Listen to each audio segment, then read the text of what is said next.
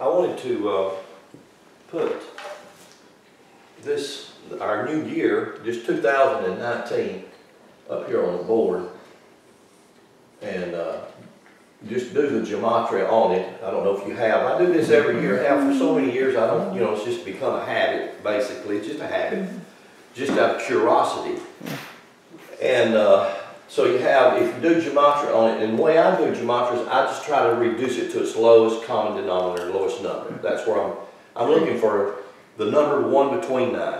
And so in my mind, in my thinking, I have the numbers 1 between 9 memorized in Hebrew, and so I know the Hebrew energy of that number, and I know that in ancient Hebrew, that number is like a blueprint or a design for structures. Like, for instance, my body is a structure. So there's a blueprint or there's a design of the structure. So if I know the structure, I will know myself better. And that's the whole deal, really. Over the Temple of Delphi, know yourself. That's what it all boils back down to. No matter who you are or where you're at, it boils back down to that. Know yourself. So we come back to that. So the gematria on this, anybody can do it. It's real simple, real easy. You go 9, 10, 11, 12, right? Right. Okay, so 12. Now that speaks to me two ways. Number one, 12, that's the number of astrology. That's a major number in the Bible. 12 tribes of Israel, 12 gates of the city, 12 foundation stones, 12 disciples, apostles. So 12 is a predominant number, always referring to the astrological wheel, the 12 astrological signs. So if I were to look at the astrological wheel as a window to look at the universe, I would see the universe through that wheel. You follow what I'm saying? So that's a very important number. But then, see, in gematria, I can reduce that number, right? So when I reduce it down further, what do I reduce it down to? 3. Okay, this is the year 2019. Next year will be the year 2020. And of course, talking to Barbara pointed out, well, 2020, perfect vision. But if you'll look at the gematria on this, 2 plus 2 equals what? 4. 4. And the amazing thing about this is if you do the year 2021, you'll have 5. If you do the year 2022, you'll have the number 6, all the way through to 9, and it'll start all over again. Now, you know, that's a mathematical, what would you call that? Coincidence or whatever. I don't care how you look at it. It still works out to be that way. And but nevertheless, this year is what I want to focus on. I'm not focusing on next year. I'm excited about next year, but I have to focus on this year. I'm focusing on the time, the moment, the now. I want to capture the moment. I want to learn to live in the moment. I don't want to live in the past. It's a good memory. I don't want to live in the future. It's a good idea. But I want to live here, because this is where I am. I'm always in the moment, and we get confused about those. We get confused about the past. We get confused about the future. We carry luggage from the past. We try to look at situations, circumstances in our lives by the past, and then equal them out and say, oh, and that could be a bad mistake. It could be a very bad mistake. So the past is what it is. It is a memory. It can serve me. It can delight me, or it can actually pull me down. I can look into the future and think all kinds of marvelous, wonderful things about it. But I'm not there. But I am right now. I'm right here in this moment. So I want to live in the moment. And the moment tells me the number 3. In Hebrew, that's the Gimiel. That glyph in Hebrew kind of looks like this. I'll kind of draw it for you. Kind of looks that way. And it's called Gimiel or Gimiel. It's one of the Hebrew doubles. It's the second double, but it speaks to me tremendously of this right here. I'll put this little character on the board. That's the 3. I call it light, life, and love. To me, those are the 3 characters that build everything that exists. I don't care what dimension you go to. You go to a world that's 12-dimensional world, if there is such a place, I don't know. You know, I fully suspect that there are 7 dimensions because of I know we are in a, what, 3-dimensional world, projecting ourselves into a 4-dimensional, knowing that there are 4 dimensions. That's why we have the 4 gases. So that's a 4-dimensional world. We are familiar with that, but less familiar with the 5th dimension, which would be an etheric world, or ether, which is a divine substance, can't be seen but can be smelt. So it's sort of like we say, well, God can't be seen, but God can be smelt. Right? I mean, have you ever noticed that? Have you ever been in one of those high praise moments, one of those high praise services when you smelt that sweet Savior? I have. Yeah. You know, you can say, well, it's psychological. I don't care what you call it. It's valid. It happens to everybody. It happens for everybody.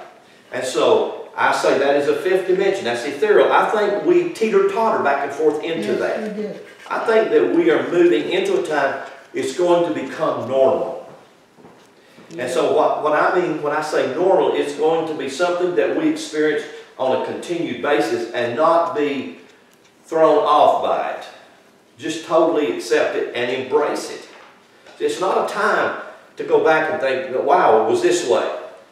It was that way. Embrace it. Love it. It was. It's not anymore. It is a different time right now. There's a different energy right now. Embrace the energy as much, if not more, than you did that energy before. See, many people get burnt out, and therefore they lose their vision. They lose their goal. They lose their gusto. They lose their life.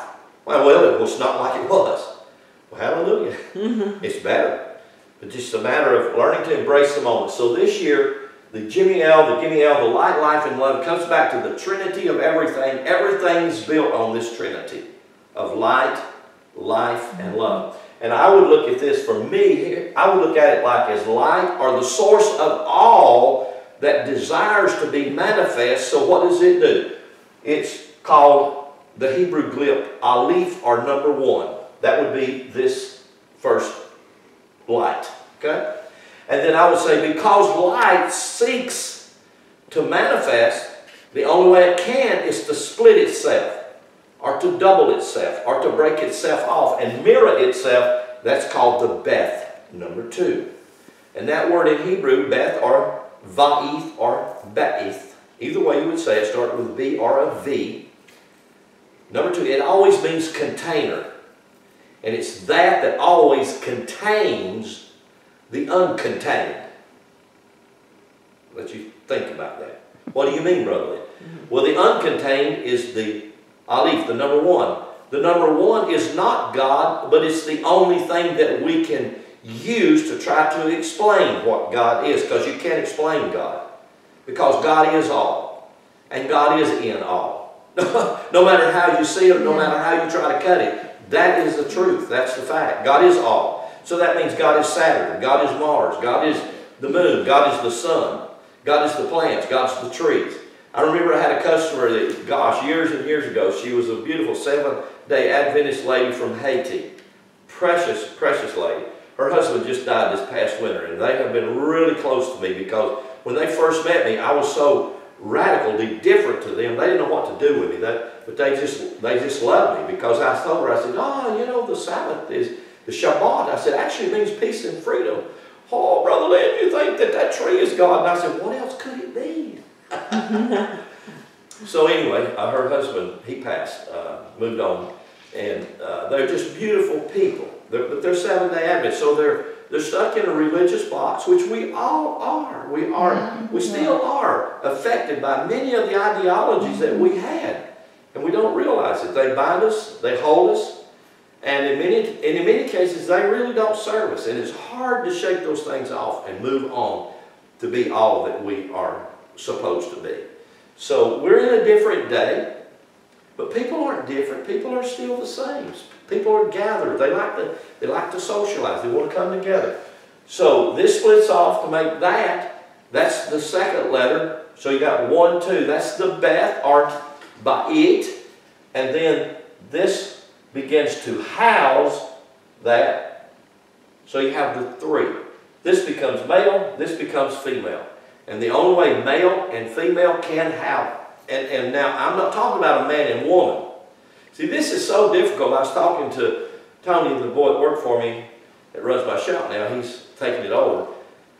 Talked to me the other day. I said, it's so hard, it's so difficult to try to talk about male and female because everybody's talking about, if it's a man, he's talking about himself, and then you talk about a female, he's talking about his wife, and I'm not. When I'm talking about me, male and female, I'm talking about me. My male and female, my left and right, my positive and negative. I am a male and a female. I'm talking about me, and it's hard to talk about that to people because we haven't learned to think that way, that I am a male and female, that I have both male and female attributes. This represents my right and left hemispheres, my positive and my negative. And my whole life is given to me to learn to live in a balance between those two. And I don't know how to do that because I get stuck over here in my female side. And I think I'm just female, or I get stuck over here in my male side. I think I'm just male. And I don't know how to balance the two. So I don't, that's the key. That's what Jesus was talking about in Matthew 5:6 when he said, if your eye be single, in other words, if you choose the middle way, choose the single path, then you'll balance the left and right. You'll balance the male and the female. You'll see those two sides because I tell you, I know that in living my life, young life of 49 or 59 or whatever, I have finally found out that in your disagreements or your arguments or your misunderstandings, generally they're just very moments, they're just moments that you don't want to hold on to because they don't serve you. It's a lack of the understanding of balancing the male and female, or those energies. And so everything will be about this. This is the year, to me, this is the year that we're going to balance these. We're going to learn more about them. We're going to experience more. We're going to see them clearer. I'm going to see that I am light. Yeah. I am life and I am love. So I do have that masculine energy to create, to move forward. And then I do have that mother energy to nurture and to hold and to love and to forgive and to let it, to let it be. Because that's generally how it is. Years ago, I spoke in prisons. I went all over the state of Georgia and Alabama and spoke in many, many prisons and places that a lot of people wouldn't go. I took my son-in-law, Danny, one time with me into a lockup facility. And when you go into a lockup facility and they slam that steel door behind you, I'm telling you, it's got a clink, it's got a sound that kind of chills you to the bone. Oh shit, there ain't no way out of here, y'all. We are in here, period. And so I took Danny with me into a lockup facility, and he got really nervous because of it's almost like if you are, you get in a tight spot. What do you call that when somebody's in a claustrophobia?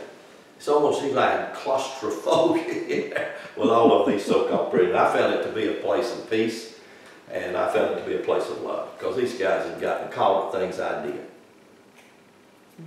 See, like, you did too, you just don't tell nobody. On a small or large scale. Can I ask you a question? Why did you put that little leg thing that's next to the right on that guinea? Well, the guinea, it always has that little leg, that little pedestal to mount. You never have seen it? Let's see here. Yeah, if you'll look at it on that chart right there, you'll see it, but it's not drawn very clearly. It's not drawn clear as it should be. That doesn't have a leg to the right? Yeah, it does. That little leg, it comes straight down, but it should kind of be tilted back because it's like a three-legged stool. Okay, That's how generally it's supposed to be drawn, or most of the materials draw it that way. Some of them don't.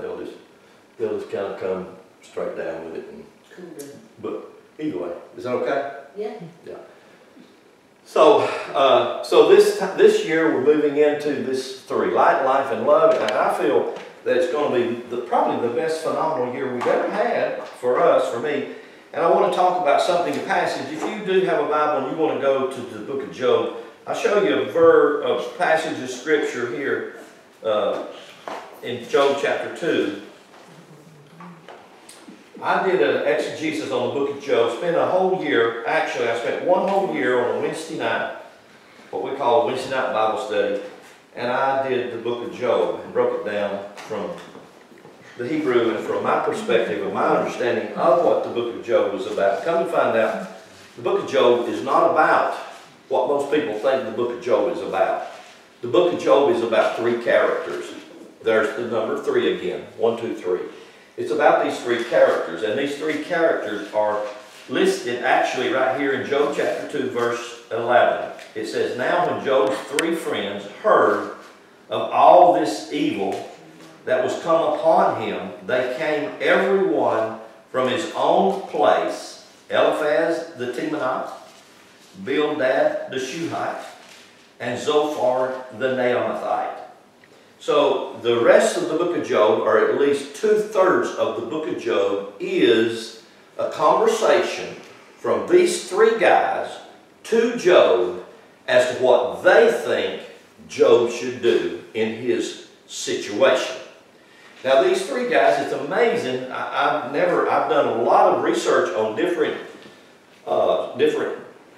commentators, different theologians, different professors on trying to break down these three guys and the book of Job, and I've not ever found anybody that really saw the book of Job from the perspective that I saw it when I looked at it from these three guys, because these three guys represent what I would call your mind, your will, and your emotions.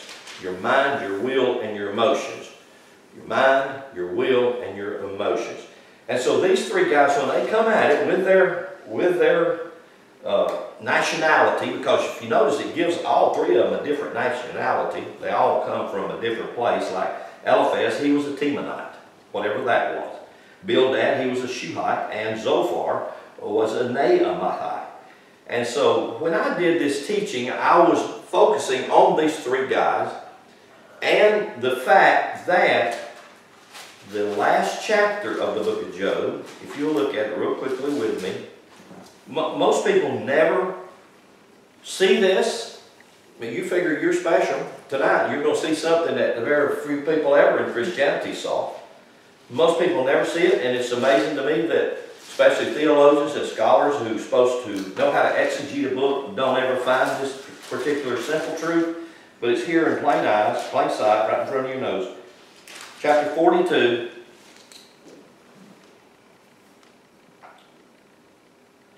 Verse 7, it says, "And it was so that after the Lord had spoken these words unto Job, the Lord said unto Eliphaz the Temanite, My wrath is kindled against you and against your 2 friends, for you have not spoken of me right." So what does that mean? That means that 2/3 of what you will read in the book of Job that they say God would do is not what God would do. I've heard preachers my whole life quoting these three guys. This is what God said you ought to do. This is what you ought to do. And they never read that very simple passage right there. And God said, they have not spoken of me right. Well, I find that to be true for the last 2,000 years, that Christianity has not spoken the truth. And that's so hard for people today. I mean, you know, it's almost like I become of the devil. I become a heretic or whatever they have branded me or labeled me, because I would dare to say, since 326 at the Nicene Creed and the Council of Nicaea under the Constantine Church, Christianity is not what it was for the 500 years before that. Yes, I did say 500 years before that, because Christianity dates all the way back to 300 plus BC. So I could easily say 600 years before the Nicene Creed, this movement called Christianity, which was stemmed out of the Essenes. It basically was a movement out of the Hebrew who had quit speaking Hebrew and had begun to speak Greek. And, you know, that's not hard information to find if someone really wanted to document it to see if it were true. But it is true. And so the Christians were called Christians because they understood the Greek word Christos, which is an oil that moves in your physical body. It's just like an oil of energy that energizes your physical body. It's like serotonin, melatonin, and other adrenaline. When your adrenal gland begins to move and open and function, it can feed your body. They say that a little lady as small as Beverly can pick up a car when that adrenal gland begins to move. That makes you a superhuman being, right? It does. It does. Yeah. Well, does it just make you that for that moment? No, you are that. But we don't know that. See, we don't know what we are. We don't know who we are. Yeah. We've been so dumbed down. We've counted on somebody and something outside us. That's right. We constantly do that. We constantly want to get a group of people and pray about something. Why do we do that? And again, I realize we energize or we console ourselves by doing that. But you know, it should be something that we learn. Prayer is me being able to tap into the power of the energy of who I am, not who somebody is outside me. Why do you think that we take the character Jesus and he would say, whatever I'm doing, you can do? And we have shut that off, haven't we? 2,000 years we have excused, oh yeah, but, you know, whatever reason you want to fill in the blank why you can't, and he could. But I'm just telling you, the words were, whatever I'm doing, you can do. And he said, besides that, it's not me doing any of this. What is it? Y'all tell me, what did he say? What? It's the Father in me. What is the Father? Well, right here it is. The Father is light, life, and love. And in that Trinity, in that threesome right there, there is more power than we can possibly imagine. In Hebrew, that's called the mothers. There's three mothers in Hebrew. Aleph, Mem, and Shin. You see these threes, they constantly go over and over and over. But nevertheless, that's who I am. That's in me. Beverly, you have a question? It's come to me before, you know, like the female of myself and the male, and that I thought of, now I mean, I'm just saying what I thought, that my higher self is the male part, and my matter, the part that's lowered into this earth, and that is my female, and to get my female coming and having the dance with my male, which is my spirit, my higher self. So now maybe I got that mixed up, No. and that's how I thought. That's how most all of us will embrace that. And to embrace that, yes, that's just in spirit embracing matter. That's a twofold dance. But you're really not a twofold dance. We think we are because I'm thinking of myself as a male, and so God's embracing me and God's dancing, and that's just two. But there's really not. Actually, there's three of me because I am a male and female. And that's the part that's hard for us to grasp and understand. So when you actually, it is a threesome. Actually, anything you do in this life is a threesome. Even though we may say, well, it's spirit matter. Well, that's ways of what we designate something spirit. We don't even know how do you define spirit. What is spirit? Yeah. Nobody knows. True. There's no definition ever given to spirit. They say it was breath, it's wind, it's, oh, you mean you can't see it? No, you can't see it. Oh, where is it? I don't know.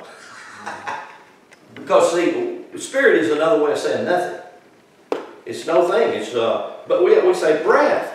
What is breath? I don't know. We say it's certain gases. We try to take biology and reduce it down to gases and different, and it can be reduced in those. And do you know what? You reduce it down and come down to 3 gases, which is totally amazing. If you reduce the seed of your father down to its lowest denominator, it will actually reduce down to 3 different particles. If you reduce the egg down, it'll actually reduce down to 3 different particles. So this 3 constantly comes up. And I realize that's what you said is common to think that way. I'm not saying it's wrong to think that at all.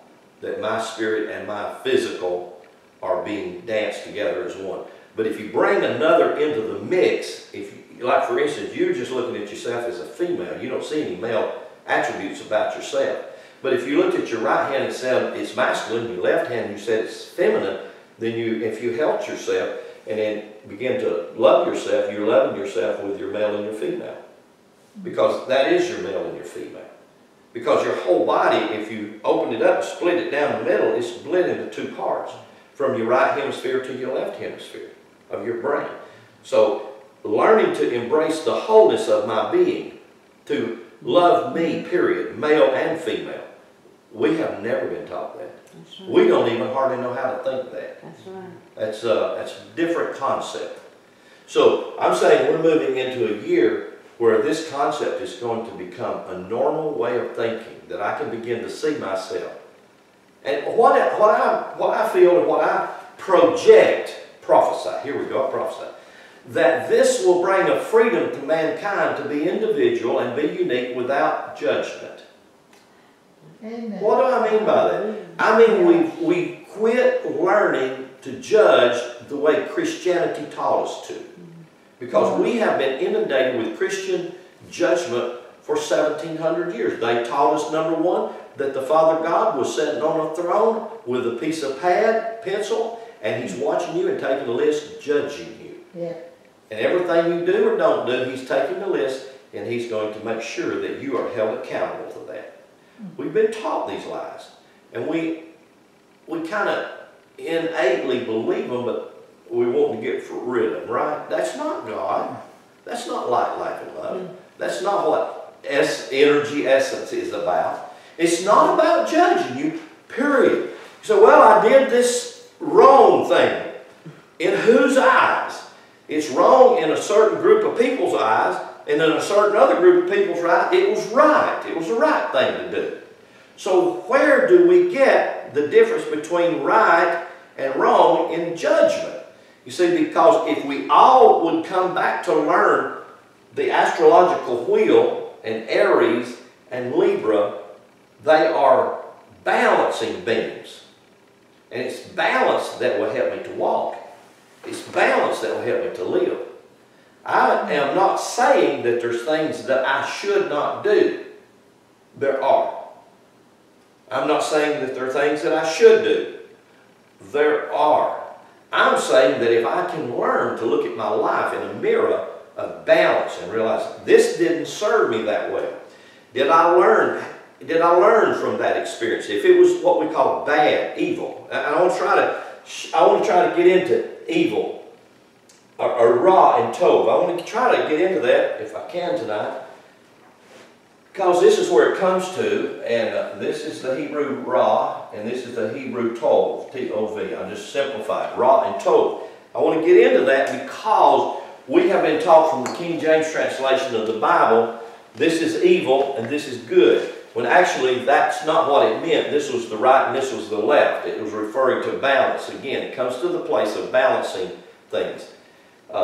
So there's not a situation in our life, my life, or your life, that we come to, that we can't find balance in. We can look at it, and then we personally can, what we call judgment, we personally can look at it and balance it out. Say, didn't serve me. I didn't get what I really should have got or could have got.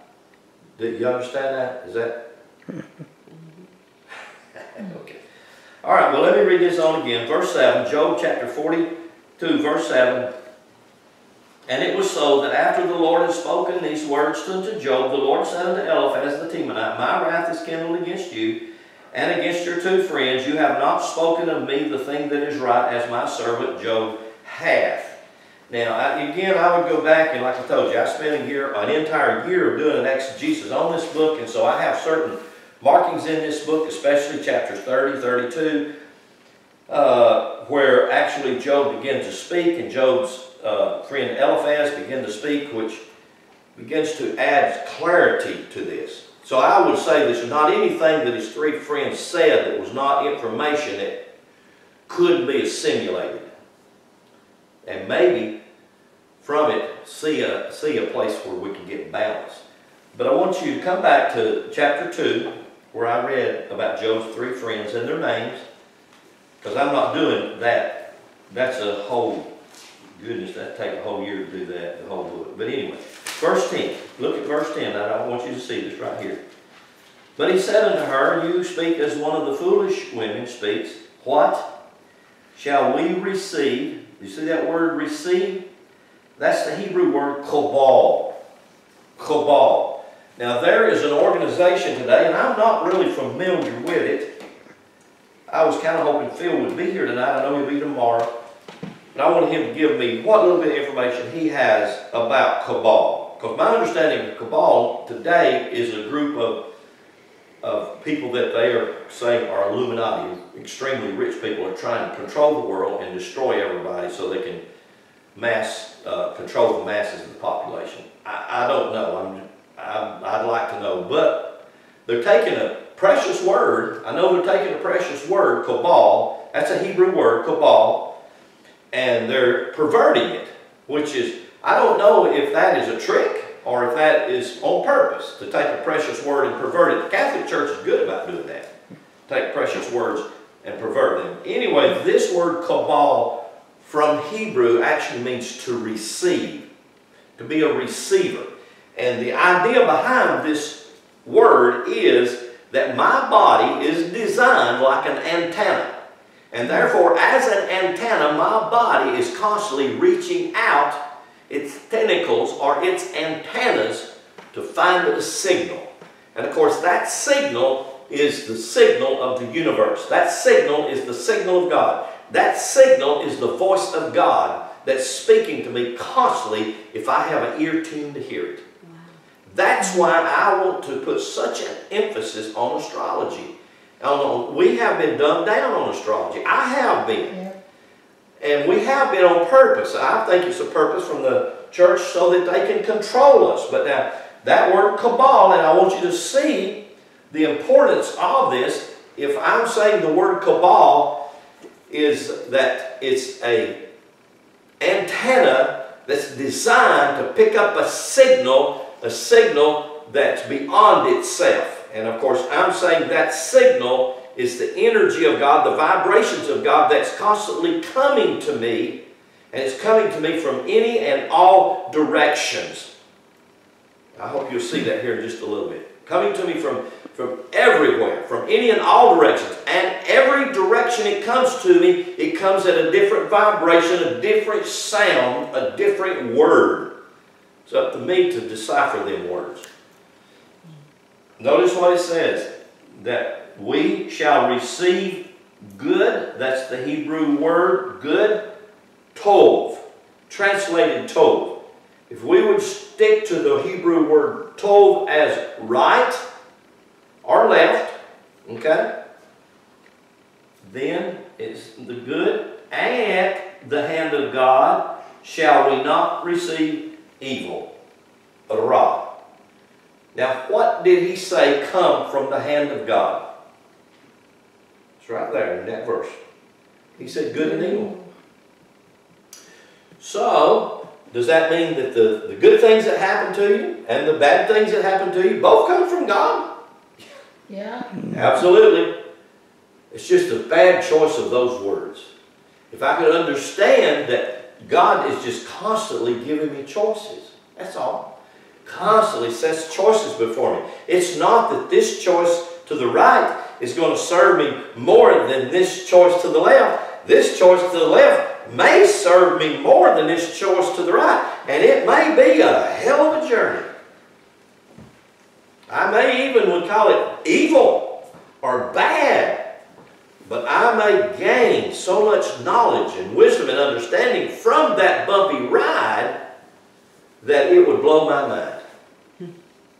But you know what? We have been so dumbed down by Christianity, we're going to call that evil of the devil. Ain't got nothing to do with that. That might be your best choice. Where did it come from? God. Do you think God's giving you something that's a bad choice? Absolutely not. Everything God is giving, everything God is sending out to us is the right choice. And like the energy knows which way we need to go and what we need to do. So anyway, we've taken those verses and we've just totally lost them, misunderstood them, and not extracted the truth from them. But I wanted to show you that and just give you that. Again, we'll talk more about Ra and Tov, the Hebrew Ra and Tov, in the Genesis chapter 2. That's the tree of knowledge. It should be the tree. There are two vital parts to our body. There's the physical and there's the psychological. The psychological is the one that is starved to death. Why? Because we have perished for knowledge. Where does knowledge come? It comes from the psyche, the psychological side. It's only just been in the last 100 years that psychology has even been noticed as a science or an idea by us. You know why the church, the Catholic Church, would not allow it? They would not allow us to accept it. Actually, it was Carl Jung that began to bring out psychology and the need for it and the understanding of this. So I want to read you this by Carlos Soares. He says, but the Kabbalah is not a derivative from or a superstructure of or a heresy of Mosaism. The contrary is true. Moses was directed to give out this very ancient knowledge, antedating Judaism, in a historical sequence. Now that's a very powerful little sentence right there. I don't know if you can kind of chew on that or whatever. They're saying here that Kabbalah was an ancient science far beyond. You've been told Moses wrote the first 5 books of the Bible. But then when you get into it, you realize that Moses is not a real character. You wonder who did write those books. We haven't got no clue. Nobody knows who wrote those books. Yeah. Some say that, who was it that found the books in the temple? It wasn't Zach, was it Zechariah? Hezekiah found the law. They'd been lost. The Torah had totally been lost to the Jewish people. And anyway, so the Kabbalah, this knowledge, this wisdom was mostly handed down through oral traditions. It wasn't written down. It was handed down through oral traditions, and most oral traditions say that it comes from Abraham, but Abraham is not a literal character. Abraham and Sarah and their story represent this right here, Ra and Tov. So to understand the story of Abraham, to say that Abraham is writing, is actually to say your brain is what's writing this story. Because Abraham and Sarah represent your brain, the left and right hemispheres, the Ra and the Tov. Now, can your brain write a script? It can. It can actually write the script of your life. So the Sefer, this is the Sefer Yetzirah. The Sefer Yetzirah is a very ancient writing that Kabbalah builds a lot of its information on, but actually this is a book that would make 1.5 pages. That's all. But there are commentaries on the Sefer Yetzirah that would make 600 and 800 pages, because I have it. You know, this one right here makes up 173 pages on the Sefer Yetzirah. And then I have another one in there by Wayne Westcott, makes up 143 pages. So the Sefer Yetzirah is a very, very controversial piece of work, but it deals with the 22 Hebrew glyphs, the major glyphs of the alphabet. And here's what he says about the Sefer Yetzirah: leaves no doubt as to its authority and its Kabbalistic method. It never refers to Moses or to his laws or to a historical Jewish people. It is outside the flow of time. Its only contact with history in language that has nothing anecdotal about it is the legendary Abraham, who is not a historical character. You know, I know to say that or to read that, it's so difficult for us to assimilate that and think that. You know, I know I've read it and thought it so many years that I grasp it or I get the idea behind it. But all I can just say is think on it, chew on it, do whatever you need to do with it. But let me read just a little bit more and I'll jump into a few other things I want to share for tonight. Because tomorrow we want to get into the astrological wheel and how that it is each one of us individually. It is me and I am it. It has imprinted me. It has created me. It has branded me. It has made me. It is I. And if I know that, then I realize that I don't have to look outside myself to find the Savior. That Savior came in me with that. So I always find it inside me. But what did we learn from Christianity? You gotta look outside yourself. You find it out there. And the sad thing is, it's not out there. The ancient writings tell us that. It's always within you. Jesus did say that, didn't he? Why do you go looking for it? But we have been dumbed down. So, let me go on and read just a little bit further here. It says, well, it speaks to those who know its code in the following words that conclude the book. Abraham, our father, may he rest in peace, when he was set on emitting a flux, on participating in the vital flow, he looked, he saw, he explored, he articulated, he mapped out, he heaved, he combined, he structured, he raised his hand, and Adon Hakal, blessed be his name, filled him to overflowing, revealed himself to him, received him in his bosom, kissed him on the head, called him my friend, and made a covenant with him and his descendants, which he authenticated with Hay, Abram becoming Abraham. And what that just simply means that he authenticated it with the breath. The Hay, that's the breath. Abram was a mind or a brain, left and right hemispheres, with no breath to life it. And when the breath came in to life it, to oxygenate it, then through the hay, it could actually form words. Before that, there were no words. Couldn't make words. So, it says that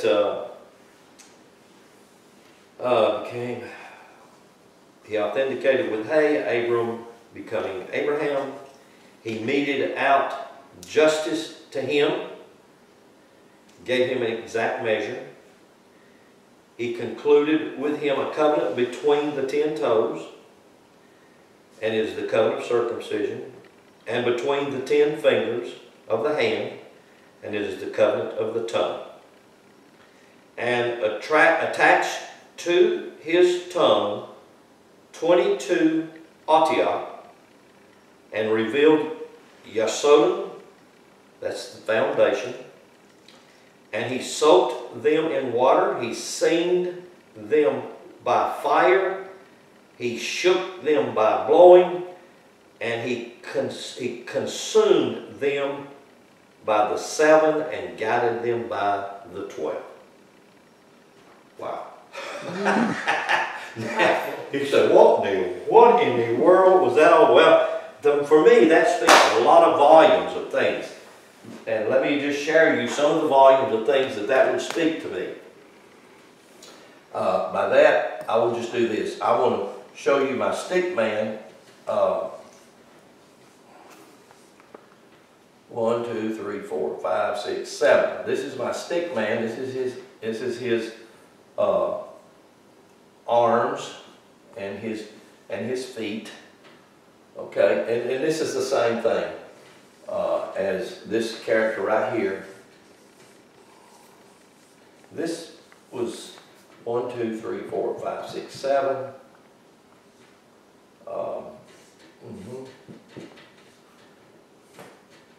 Okay, and then this.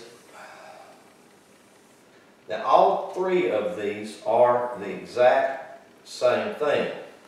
Once you start to see it, it will make sense to you. Let's see here. Now, I'll explain what I'm drawing in just a minute, okay? So that you'll understand it.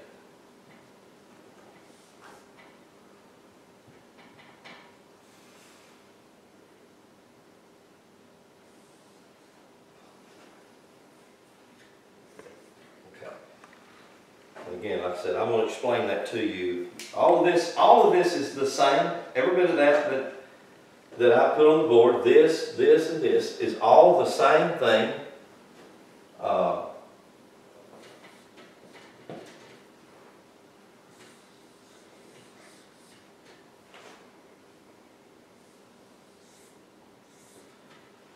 Now, what have I done? Let me show you what I've done right here, and then we'll break this down. And this is something you can put, we'll work on this a lot in the morning, and you'll begin to hopefully grab a lot of the truths that you'll see here. I have another book I want to read from. Let me read this from Professor Holtema. About 25 years ago, I did a year exegesis on the book of Revelation. Back then, I used to take Sunday nights and I would take books of the Bible and just exegete that book and teach that whole book, break the whole book down. So I took a year and I exegeted the book of Revelation, and I come to realize the book of Revelation was a book about the physical body, the physical anatomy. And that hit me, and I thought, okay, it's not about prophecy, it's not about something in the future, it's not about in the past, it's about the physical body and its function. And so out of it, I started out with the 7, what I call my 7 endocrine glands, and lined these up with the churches. And how I did that is I took a medical dictionary, and I began to study the endocrine glands, and then I began to study the different churches and to see how those churches met with those endocrine glands, and I be doggone. They just lined right up perfectly with the medical dictionary. I thought, wow, isn't that a coincidence? Really phenomenal. I knew nothing about Eastern energy. I knew nothing about chakras. I knew nothing about energy points. This is 25, 30 years ago. And that's before I had even read any. I had never read the Tao or any of the Hindu writings or the Upanishad. I had not read any of that material at that time. Since then, I read all of that material. But I took this character right here, and I call that my stick man. And I began to see that in everything in the Bible. I mean, I started seeing it in Genesis chapter 1 with the 7 days. And I realized the 7 days weren't really days, they were facets of life that made me, that made up my being. And I realized that the 7 churches weren't churches at all. They were actually chakra, energy points. And that's exactly what they are. So when I found that, I thought, wow, well, I had not heard of this guy. I just started reading here, gosh, less than a year ago. And he has blown my mind, some of the things that he says. I thought, wow, he was in those meetings that I was preaching in years ago. Because I knew it was radical out of Christianity. I mean, they started leaving me in the charismatic movement right at 30 years ago. 28 to 30 years ago, the charismatics started saying, we're not really sure what you're saying. And I said, well, is it wrong? No, it ain't right. We love it, but we're just afraid you're going to get us into manifest sons of God. I said, what's wrong with that? What's wrong with being the Son of God manifested in the world? You know, I don't know. It sounds like maybe the devil. So anyway, they started leaving years and years ago. So here we have the chakras. I'm just reading this from Professor Holtema. The chakras cannot be found with the surgeon's knife because they are of astral substance and located in the astral body even after the disintegration of the physical body at death. The astral body is one with the physical body, but of a more subtle substance with a higher octave or vibration. Now, is that hard for any of you? Can y'all hear that? I think you can. We can hear that. A lot of people can't hear that, and I think that's a shame. I mean, you could say, well, that's my spirit body, or that's my divine body, or that's my God body. Well, okay. Then, do we have it? Yes. Can I use it? Yeah. Can I begin to live from it? Yes. Hey, that's what it's all about here. That's what it's about. So, he says, they're higher octave of vibration. The chakras exist in a subtle state. Gross matter is the result of subtle matter with a lower octave of vibration. This means that we can feel and understand the chakras as we feel and understand the mind during concentration and meditation. Wow, what about that? Could that be possible? I say yes, it is.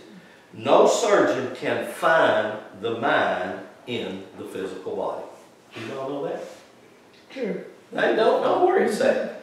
Right now, quantum science is beginning to say, well, it's in the torso. It's not in the brain. It's in here. Let's say some say it's in your heart or your kidneys or your bladder or your stomach. Now they're going to the stomach. The stomach is the brain, or the stomach is the mind, or is the mind the brain? See, all these questions are really floating around. I think that's good because they can't find the mind. Well, what is the mind? The mind is that which thinks, correct? Y'all have one, don't you? It does, don't it? Yep. Yeah, constantly. It does. Doesn't it always serve me? No. No, there's a lot of things it's just picking up. I think it's picking up some dust in the wind. You got it. Yeah, it's not really serving me good. Do I hear good from it? No. No, I don't. Can I? Yes, I can.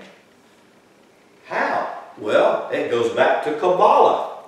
How do you do it from Kabbalah? Well, see, it's just exactly like taking a radio, whether an antique one or one for today, and turning it until you tune it to that station. And when you get there, what do you hear? Something clear, a song, someone speaking or whatever. But if you're not there, what do you get? Static.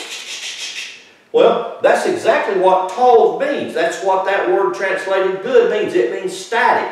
It means that you're not there. And it's just like I use this illustration. I used to say to the kids, just sit down and be quiet, or be still and be quiet. Really what I said, and you'll be good.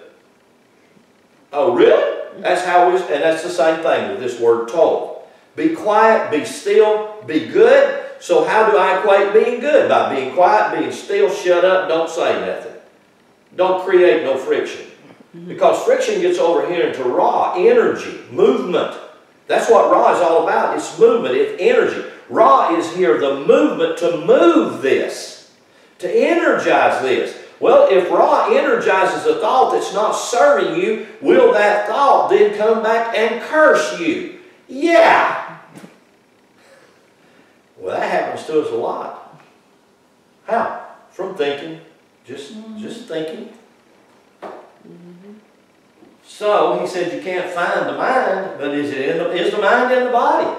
Well, I have different schools of thought. Says no, the mind is the auric field around the body. I have no problem with that. I have no problem with the mind being in the body, the mind being out of the body. Wherever you want to put the mind, in the body or out of the body, the mind is still there. So is the etheric field, and that's where the energy. I'm saying that's the fifth dimension. Wow. If we've been moving and living from a third to a fourth dimension, what if we're about to step into that threshold of a fifth dimension, ethereal? Yeah. I think that's where we're at. I think that's exactly where we're at right here. That's this year in front of us. Yeah. We're going to move into that dimension, ethereal. Hallelujah.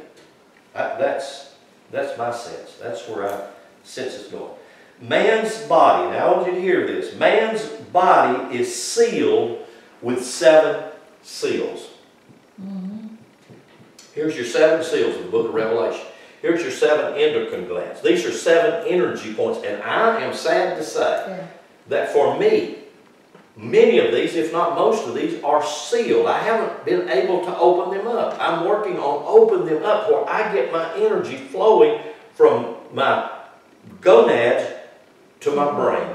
From here to here. I want it to flow through the whole of my body. And the thing of it is, it has to flow. It has to flow through this thing. And you see, this goes back to what Beverly talked about. It has to flow from this place right here. Yeah. Just exactly like this serpent. It has to flow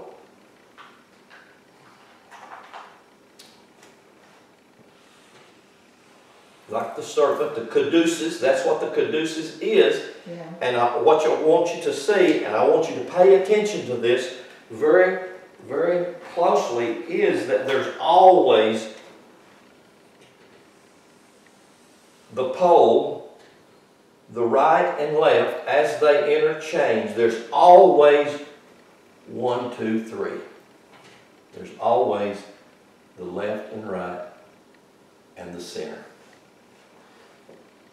that's there. It's always there to bring balance. It's always there to bring me to a place where I am balanced. So he says, Professor Halteman says, man's body is sealed with 7 seals. The Upanishad speaks of 7 chakras. Chakra means wheel.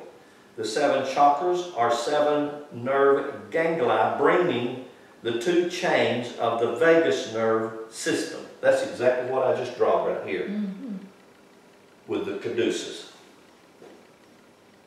This special system consists of 2 trunks, one on each side of the spinal column. That's these right here. One on each side of the spinal column. The ganglia seals the chakras. That's the ganglion nerve right here, just right here, right in the middle. It's right here at the top of the stem of the spinal column and connects to the cerebellum, the lower brain, and the cerebrum, the upper brain. It's the brain that's right there in the middle, right under the pineal gland. Set right under that pineal gland. Wow! Can you just imagine what happens if we open all this up in our body? You talk about supergiants. You talk about people who begin to live the way we are built and designed to live. That's where we're going. That's our potential. That's how we've been built. We've had this information robbed from us for nearly 2,000 years. It's been here, but we've been told that we're damned if we read it or study it or search it out. This special system consists of 2 trunks, one on each side of the spinal column, the ganglia. Seals or chakras are nerve plexus suggesting a hub with spokes. They are composed of groups of living cells, for which reason they are symbolized as societies. That's Revelations 1:20 is what he quotes that to be. They are referred to as lamps. For when activated, they illuminate man's outer consciousness with the inner or higher wisdom. So that's the purpose of allowing this or having this to happen to us, is it opens my consciousness up, it opens my thinking up, it opens my mind up so that I can begin to be all that God has designed me to be. And so this wisdom that we find in Kabbalah that I talked about at the very beginning, when I read from the Sefer Yetzirah, when I talked about that wisdom of Kabbalah, to be an antenna, to be a receiver, I'm built to be that. Now, is there something wrong with my antenna? Am I not picking up the signal? Yeah.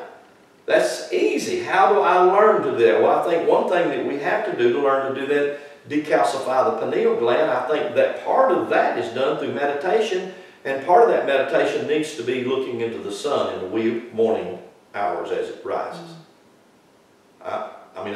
That's all the material I've read. My personal experience is that. Another way I think that we can decalcify our pineal gland and open our pineal gland is through structured water. Good pure water, which we don't get enough of that. Unless other liquids that we consume, more pure water, more sunlight.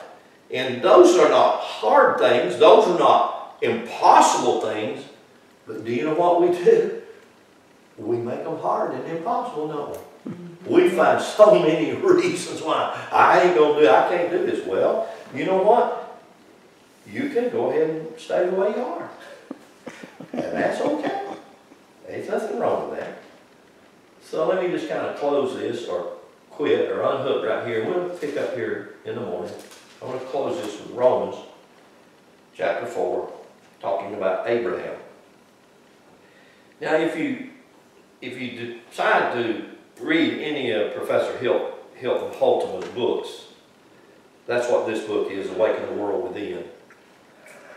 I'll just give you a little heads-up warning from my perspective. He's way off base on some really strange ideas. That's my opinion. Maybe he's on the base and I'm way off the base. I just don't know. But he is brilliant and he has some terrific writings, terrific books, if you want to look him up and get some of his material. But let me close with this passage in Romans chapter 4. Y'all know this and you've all heard this. And let's see, where do I want to read? Verse 13, Romans 4:13 says, "For the promise that he would be the heir of the world was not to Abraham or to his seed through the law, but through the righteousness of faith." And I will change that word faith to trust. And that's my purpose to do, because we have been inundated with faith teaching. I grew up in the faith movement. I grew up under the faith teaching. And I would like to switch that idea and that word to trust, because trust is more accurate to the Greek pistis. Because you can have so much faith in something and it don't work for you. Yeah. And every one of you had that experience. You said, "Oh, but I memorized all these scriptures and I quoted it and I was really believing, I really believed." It didn't happen. That happened to so many people. And coming up through the charismatic movement and the hyper faith movement, I've seen it time and time and time again. But if we would put it to a place of trust, you see, trust is a personal thing. You either trust God or you don't. And that's not anybody's fault. It's not your husband's fault, your wife's fault, it's not your mom's fault, your daddy's fault, not your upbringing, it's not anything to do with it. You either trust or you don't. And how do you get trust? Does anybody have a clue how really you gain trust? I can tell you real simply. You gain trust through intimacy. Through really getting to know someone or an energy or something. Through intercoursing them, through intimacy. That's how you really begin to know and trust. Trust comes by knowing. And when you really have a deep knowing, a deep trust, that if God told you something, then bless God, the world and everything around you can't change that. You know why? You know it. Yeah. It ain't got nothing to do with faith. It ain't got nothing to do with because you named it and claimed it. And bless God, God owes it to you because you gave. Yeah, we've all been there and done it. Trust is of the heart. Trust comes from your heart. That's what the word pistis means. It's translated for faith, it's translated for belief, and it's translated for trust. More times for faith and belief than trust, but it should be trust in every case. So I'll just change it in this place right here. It says, "For the promise that he should be the heir of the world was not to Abraham, his seed through the law, but through the righteousness of trust. For if they which are of the law be heirs, trust is made void, and the promise is made of no effect. Because the law works wrath, and where no law is, there is no transgression. Therefore it is of trust, that it might be by grace, to the end the promise might be sure to all the seed, not to that only which is of the law, but to that also which is of the trust of Abraham, which is the father of us all." And he goes on and it tells you about Abraham and how he trusted God. And that's where, that's where we're coming. Right here's what God is. Light, life, and love. In case you don't know, you will. Light, life, and love. That's what God is. That's the simplest way I can tell you what God is. God is not a man, but God is light, life, and love. God is all, in all. He's everywhere. He's not individually just stuck anywhere by itself. Like, in other words, as off out into heaven. So, okay, we're just going to stop here.